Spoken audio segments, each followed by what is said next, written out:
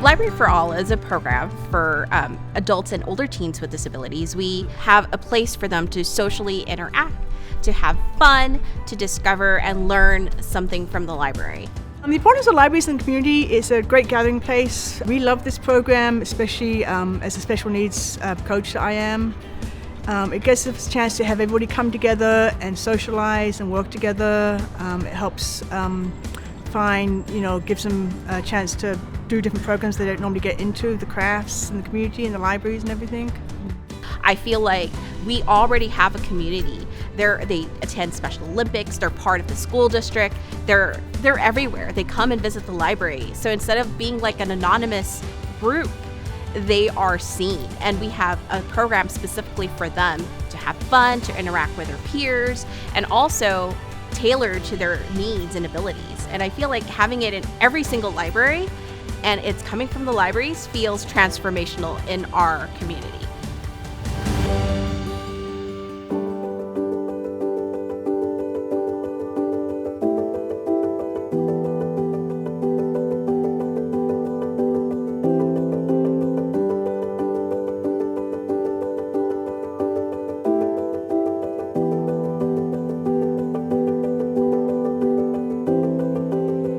Many of the programs that we offer are geared to specific audiences. Today, for example, we're featuring our Hecho a Mano. It's an adult craft program, and where all the community comes together and creates a craft on a monthly basis. We're also having another craft activity for our special needs adults. Our literacy department is also featuring a Cafecito and Conversation, which is an ESL program, and we're also featuring a family literacy program today for families to learn a little bit about some literacy skills that they can develop at home. Family literacy is a program that parents and caregivers are welcome to come. That includes grandparents, cousins, older brothers, siblings, and we focus on what it is to start literacy at a young age. For Cafecito and Conversation, that is one program that just kind of happened. It was one of those that we knew that there was a need in our community, and we were like, how do we talk about current events that are currently happening, and then also create a safe space where people can kind of just talk about it and then just casually have conversation and practice with English. Commerce libraries are going to continue to grow. We're ready to create and discover and connect the community with all our future programs that we know everybody can take advantage of.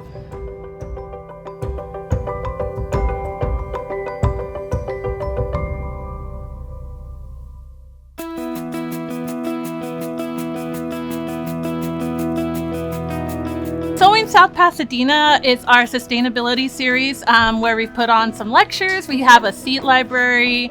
We also have Repair Cafe coming up. And really, we wanted to bring all these sustainable practices to South Pasadena, to the community, so that everyone has a chance to experience, what sustainability means to them, how they can be sustainable in their everyday life, and of course, to help it make a better planet, all in general. Today's program is called Greening South Pasadena, unveiling the flora and fauna of South Pasadena for healing purposes. It's going to be an amazing program, and we're excited to have something that shows how precious Indigenous practices are to our community as well. So for tonight, we were invited by the library to present information. Our tribe has been working with universities, with other city municipalities on presenting educational components, and the library had heard about some of our other events that we've done at Pasadena City College and other educational institutions, and thought that it'd be useful for their community. Native American peoples have been promoting sustainability through all their practices throughout years and years, and we as a community are really trying to grasp those sustainable practices. So I think it's important that we promote those. So having a venue just to present this information and be able to demonstrate it is something that we don't readily have available. And the library has opened up their grounds and their community to present this information that is a component that much of the community is interested in. And so this location has presented themselves as a location that will provide not only the space, but also the educational background.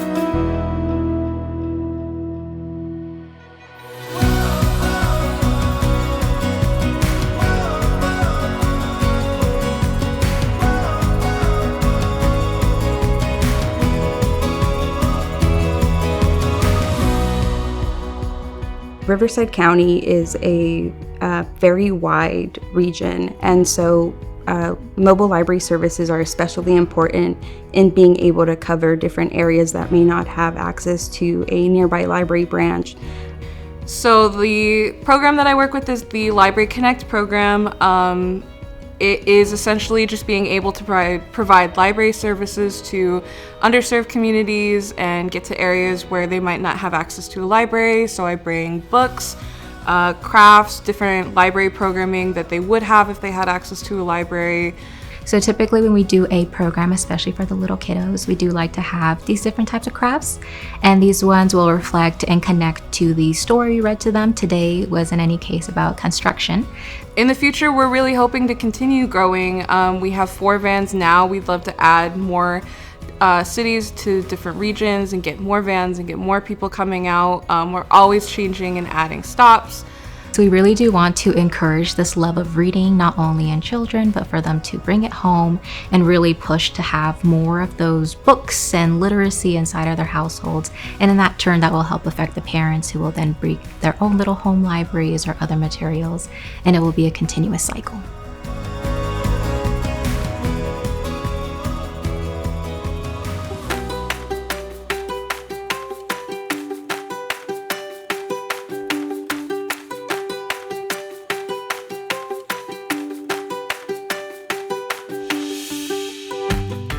Today, our program, Creating Connections, was designed with community members, and the intention is to create a social space for neurodivergent youths. We offer crafts, we offer fidget toys, and our communication kits that are available for checkout to our patrons. Oh, my name is Now. What is your name? We also have Now, our humanoid robot, which acts as a therapeutic meditation tool for neurodivergent children. We have created a much more welcoming space. We're much more aware of the needs of the different populations in Azusa, and it's brought us closer to the community. It's helped us build bridges. We hope to reach more families, as the library will be continuing to share and create a safe space for youths and families with ASD to learn and grow together at their local library.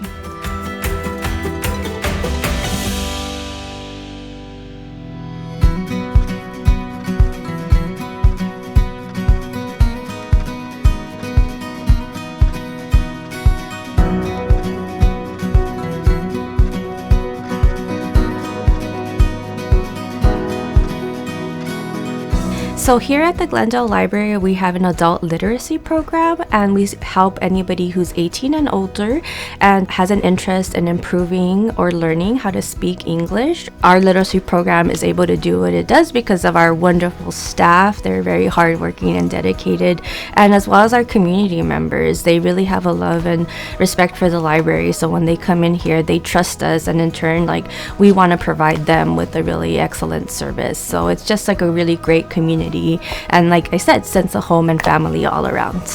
This is a conversation lounge, and we get together once a week, every Wednesday, very informal, to talk. And it's mostly talking with each other, and it's all levels.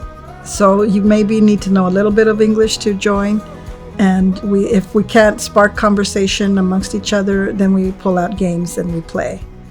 A goal has always been to have either a service or a program at every one of our branches, and slowly throughout the years we have been getting closer to accomplishing that goal.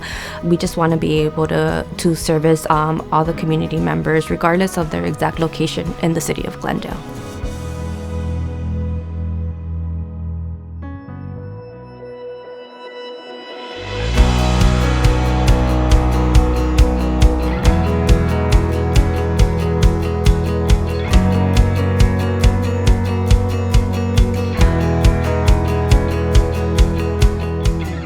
Today was our kickoff of our summer reading program, as well as our Lunch at the Library program. Lunch at the library, I believe, is a value to every community in which it's offered. We have families and children who come in up to 18 years old and enjoy a free lunch. It is priceless to be able to come in and eat something and not worry about if you have to purchase it or not. The families truly benefit by the opportunity they have to come in, and there are many times over the years that we've offered lunch at the library program in which kids would come in with their stomachs growling and they would leave with their tummies full. So it's such a rewarding opportunity to be able to share with our community. Years ago, when I first started lunch at the library here at this library, it's probably been 6 years now, I was completely surprised at the genuine food scarcity. I had no idea that the kids would come in who were really hungry and they would come back and ask for seconds. And it wasn't something that they thought, oh, I don't want to eat that, I don't want to eat that. They were happy to have a meal. Today's Lunch at the Library program was a tremendous success for our community. We saw over 583 families come through and enjoy our opportunity for our kickoff. And we are so excited to be able to offer the program this year, to see all the people who got to eat today. And it was a wonderful opportunity for family to see different community services available in the community. It's about building community, and that's what public libraries do. We help build and forge the community.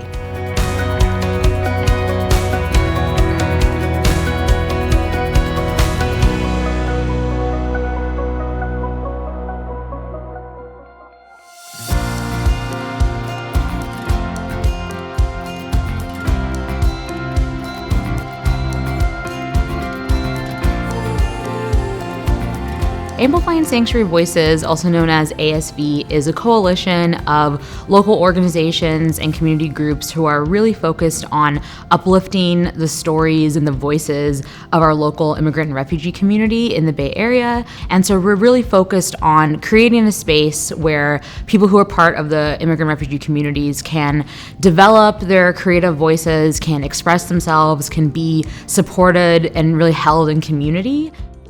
East Bay Sanctuary Covenant works with people from 72 different countries, over 20 different languages, and we serve about 12,000 people a year with vital services that help them to attain safety and citizenship and to thrive in their new home.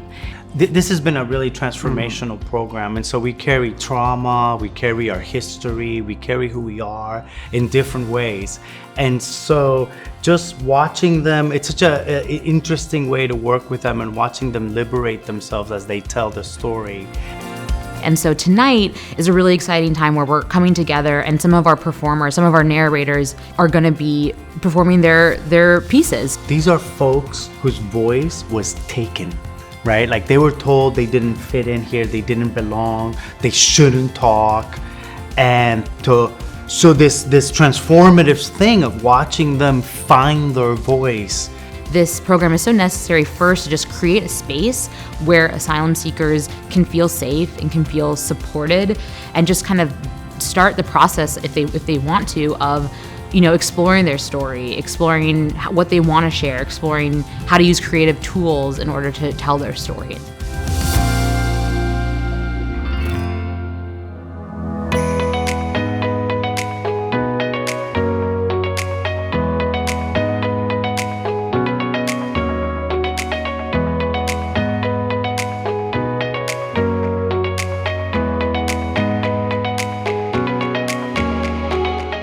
We're actually celebrating our 50th anniversary of being a county library system instead of separate libraries. And then recently, last year, we added this bookmobile.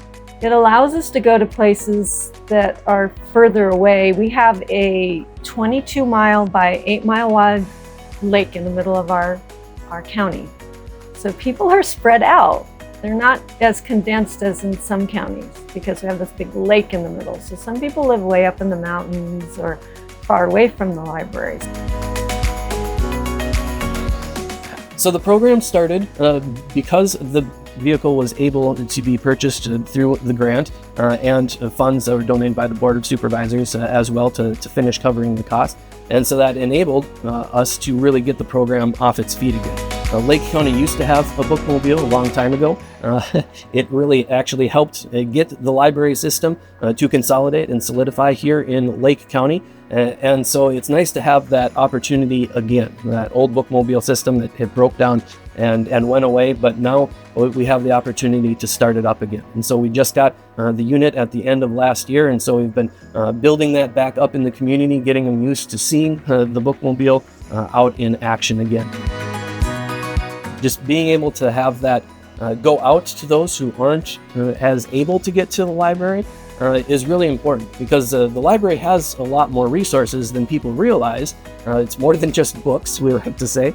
And so really being able to get people to utilize all aspects of the library is really important. So the bookmobile is a really nice avenue that really reminds people that the library is there.